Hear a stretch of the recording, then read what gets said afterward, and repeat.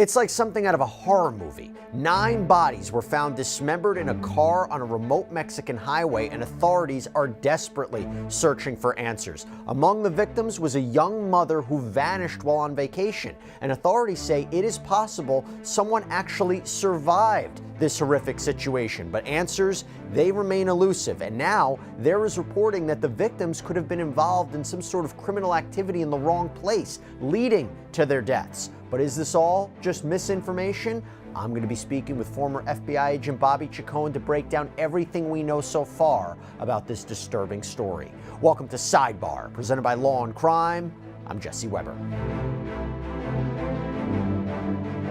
Jacqueline Ile Meza Cazares was reportedly supposed to be enjoying a relaxing vacation with friends on the sun-soaked beaches of Mexico's Oaxaca coast at the end of February. But instead, the 23-year-old mother of 2 vanished without a trace, leaving her family in panic, desperate for answers. But here's the thing, as frightening as that is, her disappearance was just the beginning of something much more horrifying, because the investigation into her death would culminate in the discovery of 9 dismembered bodies, 4 women, 5 men, abandoned in a car on a remote highway. And that gruesome find has sent shockwaves throughout Mexico, raising questions about possible cartel violence, government accountability, the safety of tourists in one of the country's most popular destinations. Now, according to reporting from El País, the nightmare began on February 27th, when 29-year-old Angie Lizeth Perez Garcia and 19-year-old Brenda Mariel Salas Moya were last seen in Santa Maria Hualtuco, a city in Oaxaca. According to police, the 2 women were traveling in a Ford Fiesta with Yucatan license plates when they disappeared, and we know this because police say they reviewed CCTV footage capturing the last known sighting of the friends on February 24th, driving along a highway approximately 90 miles west of where their remains were found.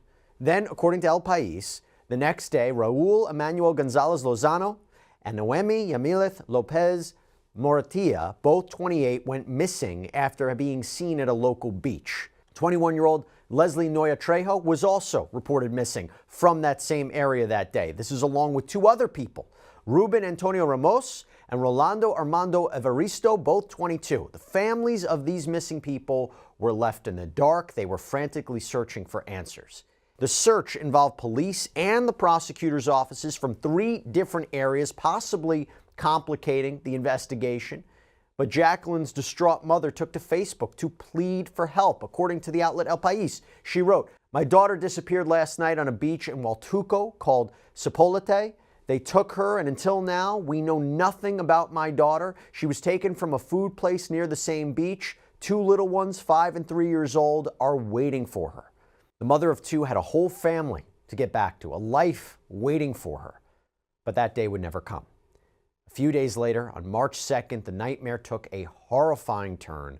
Authorities in San Jose Miahuatlan, apologies if I mispronounced that, it's a municipality on the border of Puebla and Oaxaca, discovered an abandoned dark gray Volkswagen Vento on the side of the highway. Inside that car, they found a scene of just unimaginable brutality. And I want you to brace yourselves because this is horrifying. According to Central Puebla Irrevente, 4 bodies were stuffed into the trunk, and then there were 5 that were found under a blood-soaked tarp inside the vehicle.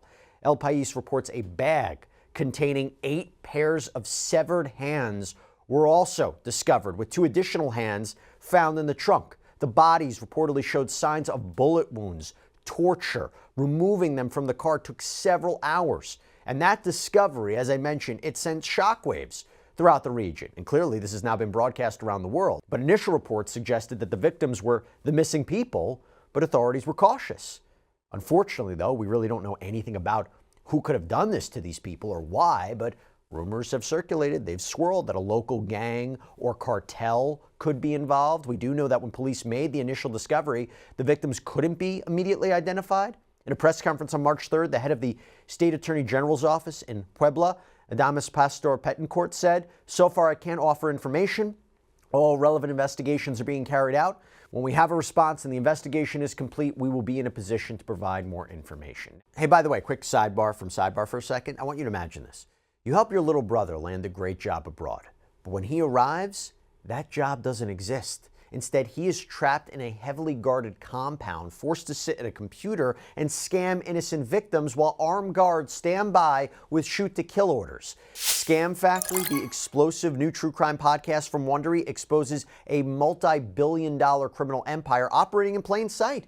Told through one family's harrowing account of sleepless nights, desperate phone calls, dangerous rescue attempts, Scam Factory reveals a brutal truth. The only way out is to scam their way out. So follow Scam Factory on the Wondery app or wherever you get your podcasts. You can binge all episodes of Scam Factory early and ad-free right now by joining Wondery Plus or by going to our link in the description and pinned in the comments. Now, before I go any further, I want to bring back on friend of the show, former FBI agent Bobby Chacon, to talk about what is a very, very disturbing case. Thank you so much for jumping on this.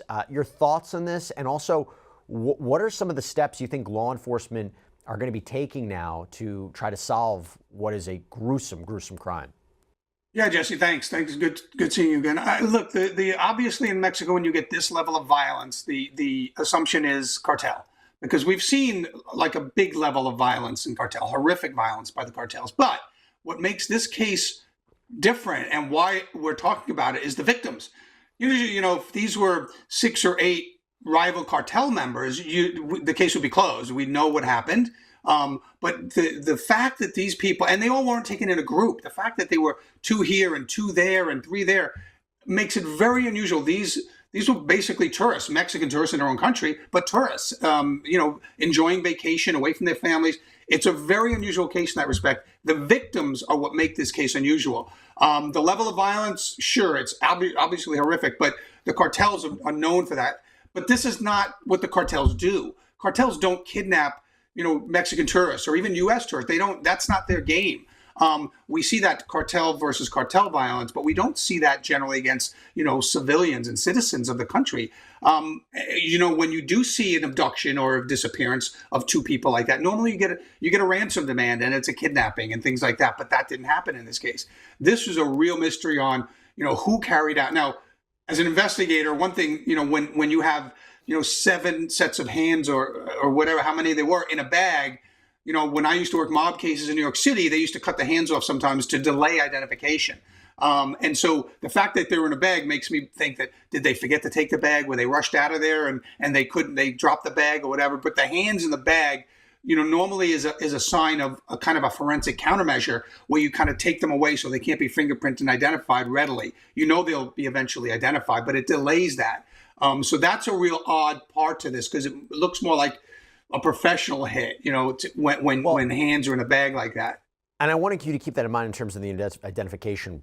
Was it purposeful to leave it there? Were they rushed? They couldn't clean up as much as they wanted. And look, the thing that I thought about is to carry this out, you have to have the opportunity and the resources to do this, right? You have to have the ability to, again, if you take this reporting is true, to torture these people, to kill them, to mutilate their bodies. You can't just do that on the open road. This had to be somewhere else, right? And it seems to me, it had to be multiple people carrying it out. Sure, you have to have multiple people, and you have to bring the tools. So you have to have planning in advance. So whoever's doing this is actually thinking, I'm going to torture you. It didn't happen spur of the moment. This is a planned thing. They had to have, there's multiple people involved. There's, tools to, you can't just dismember bodies. Very difficult. So one of the things you're going to look at is how the hands were severed. Is it a professional job? Is it a sloppy job? That kind of stuff will tell them who they're dealing with. But again, it goes back to motive. Like, why? Why would these people taken? Why were these people targeted?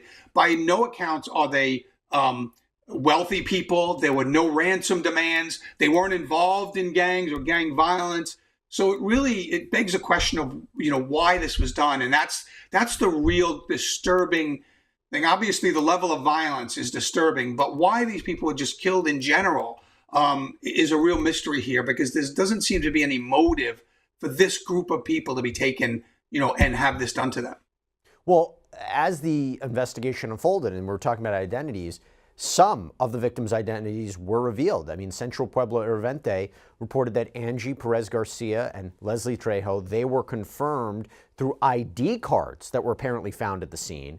And Oaxaca's Attorney General reported that the other victims included Raul Gonzalez Lozano, Noemi Lopez Mortilla, Ruben Ramos, Rolando Evaristo, and at this time, the 9th victim remains unidentified. But Bobby, going back to your question that you made before, to leave the ID cards, to leave the hands, part of me was like, well, is it to send a message to know who these people are? Or was it somebody who was sloppy, or a group of people who were sloppy, or were they in a rush and couldn't get rid of all the evidence they needed to? I mean, I hate to be talking, I'm not trying to be callous, but we're trying to understand a little bit more about this investigation.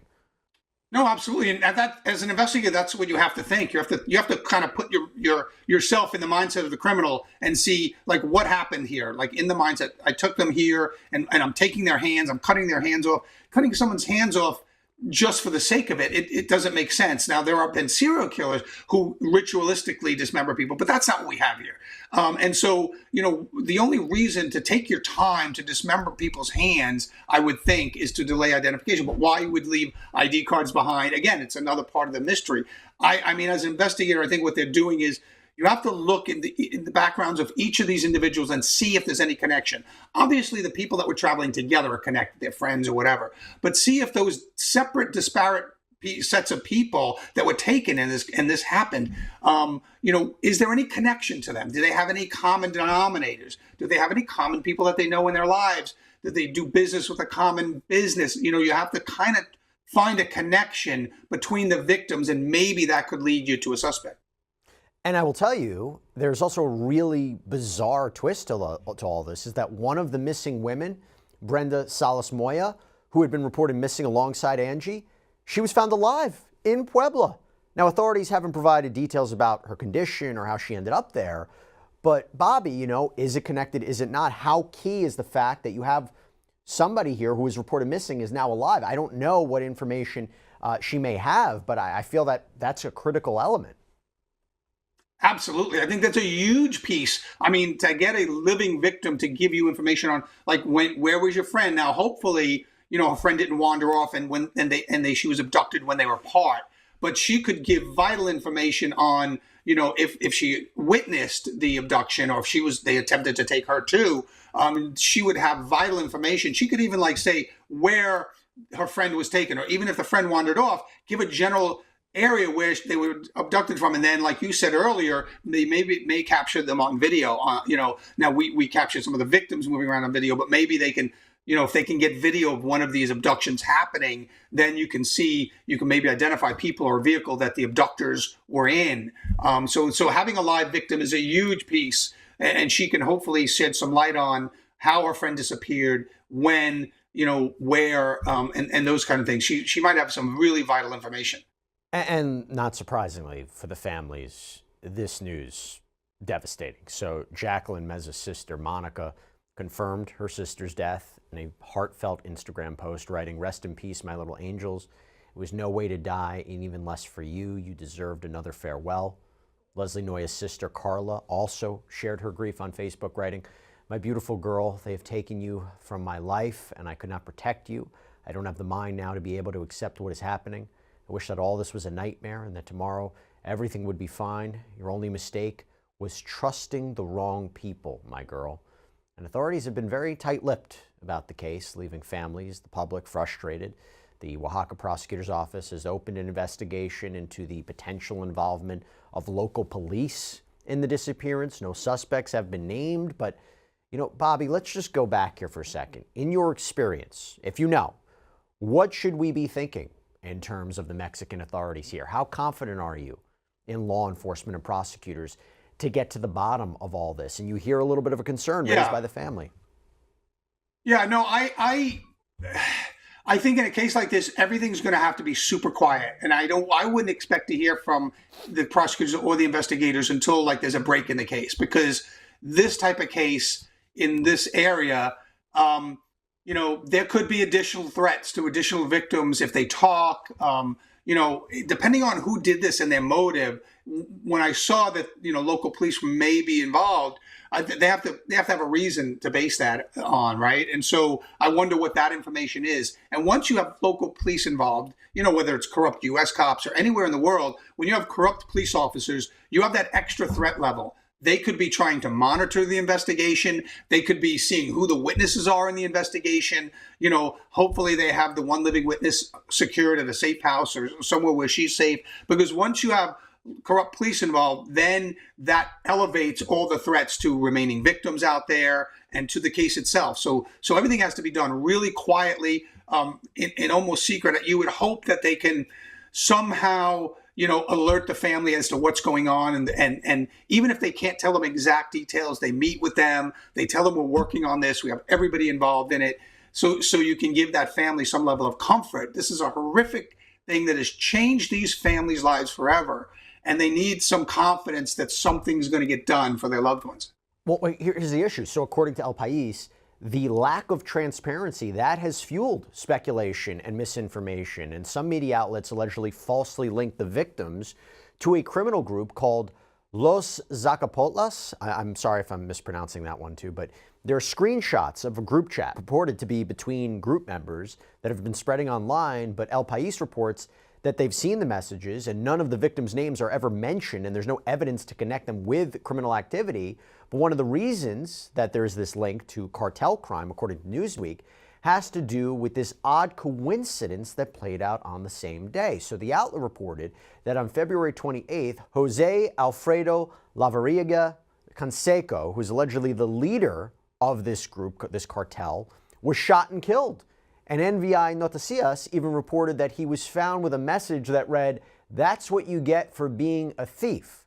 But Angie Lizette's mother adamantly denied that her daughter's disappearance had anything to do with Canseco, telling El País, "My daughter had nothing to do with that group. If they really investigate, they will find out that there are many things there, and my daughter did not deserve that." Bobby, what do you make of all that?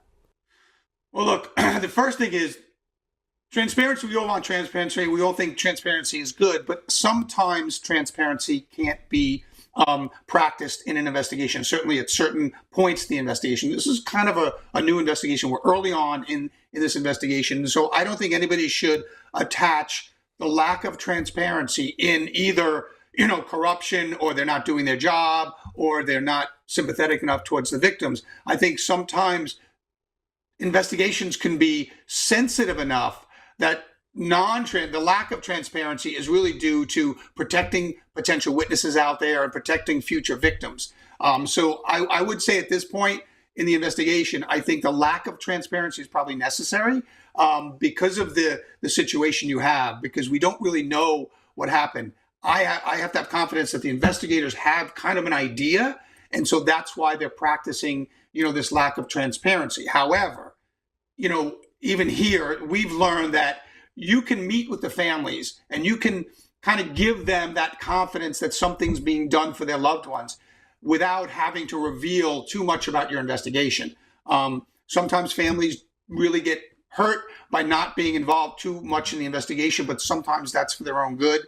And sometimes it's for the betterment of the investigation. So you really have to kind of keep that in mind, when you see family members come out and kind of criticize the police for not keeping them as updated as possible, that sometimes the investigation just doesn't allow that. However, there's no excuse for any police department not having someone outreach to victims' families and that such, and just let them know what's going on. What are the challenges, though, that law enforcement may face if this is a criminal organization or cartel-related crimes in Mexico? The challenges are twofold, in my opinion, in this particular case. The challenges are typically just fear of the cartels, and nobody wanted to say anything because, obviously whoever carried this out is capable of horrific violence, of unbelievable violence, right? And so if that type of person instills fear in everyone, and so if someone out there knows a little bit about maybe what happened, they don't want to talk because they don't want the same thing happening to them, because these are clearly people that don't care about you in life. And it's people that can just take someone off the street and murder them in horrific ways. So it instills fear. That's the first thing. The first element is a challenge to investigators is the fear of witnesses, potential witnesses coming forward, or you go knock on someone's door and they don't tell you anything, even though they might know something.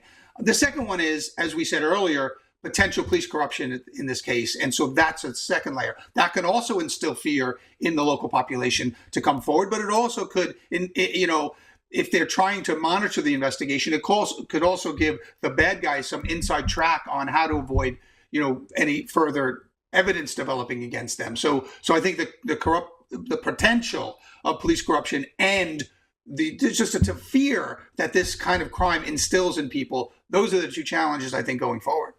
And look, we don't know the definitive answers behind this, but to provide a little bit more context, this discovery, this gruesome discovery, this is not an isolated incident. So Mexico, just talking about cartels for a second, it has been plagued by cartel violence, with more than 30,000 murders reported in 2023 alone. This is according to the Secretariat of Security and Civil Protection. That is a staggering number, but that was actually about a 6.7% decline from 2022, which recorded more than 33,000 homicides. So to put that kind of in perspective, the total population of Mexico is about 129 million people, according to data from 2023. So that means around, 0.02% of people die there every year from homicides? And cartel violence on its own, it's a different breed of crime. Groups often use extreme brutality to intimidate rivals and assert dominance. The tactics such as dismemberment, decapitation, public displays of mutilated bodies, they are designed